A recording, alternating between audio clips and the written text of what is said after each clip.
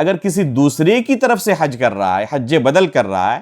یہ جائز ہے کہ انسان دوسرے کی طرف سے حج کرے، لیکن اس کے لیے شرط ہے کہ پہلے اس نے اپنا حج کر لیا ہو۔ اگر دوسرے کی طرف سے حج کر رہا ہے پہلے اپنا حج کر لیا ہو، دوسرے کی طرف سے اگر عمرہ کر رہا ہے تو پہلے اس نے اپنا عمرہ کر لیا ہو، یہ شرط ہے۔ اگر اس نے پہلے اپنا عمرہ نہیں کیا ہے یا اپنا حج نہیں کیا ہے اور دوسرے کی طرف سے عمرہ یا حج کر رہا ہے تو یہ جائز نہیں ہے۔ یہ حج یا یہ عمرہ جو دوسرے کی طرف سے اس نے نیت کی تھی اور خود اپنا حج یا عمرہ نہیں کیا تھا، یہ خود اسی کا اپنا حج عمرہ ہوگا، دوسرے کی طرف سے جو اس نے نیت کی تھی یہ دوسرے کی طرف سے نہیں ہوگا، اور بعد میں اسے دوسرے کی طرف سے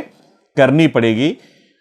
یہ دوسرے کی طرف سے کیا گیا عمرہ، اگرچہ اس نے نیت دوسرے کی طرف سے کی ہے یا حج دوسرے کی طرف سے نیت کی ہے، دوسرے کی طرف سے ابھی ادا نہیں ہوگا اور اس کے ذمے باقی رہے گا۔ تو اس طرح وہ عمرے کے اندر ابھی داخل ہو جائے گا اگر حج تمتع کر رہا ہے، اور تلبیہ پکارتا رہے گا یہاں تک کہ مکہ مکرمہ پہنچ جائے، خانہ کعبہ پہنچ جائے۔